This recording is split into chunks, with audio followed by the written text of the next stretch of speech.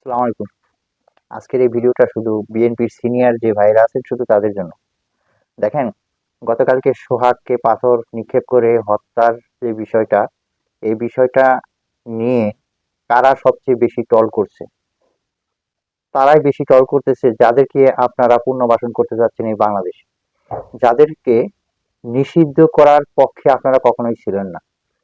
আপনারা সোশ্যাল মিডিয়াতে যান, ইউটিউবে যান, ইনস্টাগ্রামে যান, দেখেন সবচেয়ে বেশি তারাই ট্রল করতেছে যারা সাম্প্রতি ১৬ থেকে প্রায় ১৭ বছর এই বাংলাদেশে ফ্যাসিস্ট সিস্টেম কায়েম করেছে। আমি অবাক হয়ে যাই যে তাদের কত বড় দুঃসাহস, সামান্য একটু উছিলা পেয়ে তারা আপনাদের মুখে থুতু নিক্ষেপ করতেছে।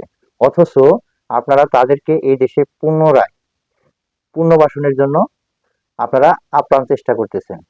আর বিএনপির তৃণমূলের ত্যাগী সাধারণ যে জনগণ, আপনাদের সাধারণ যে ভোটারগুলো, যারা সাম্প্রতিক সময়ে আওয়ামী লীগের, যুবলীগের, ছাত্রলীগের অত্যাচারে অতিষ্ঠ হয়ে কেউ গ্রাম ছাড়া, কেউ দেশ ছাড়া, কেউ বা আদার জঙ্গলে রাতি কাটিয়েছে।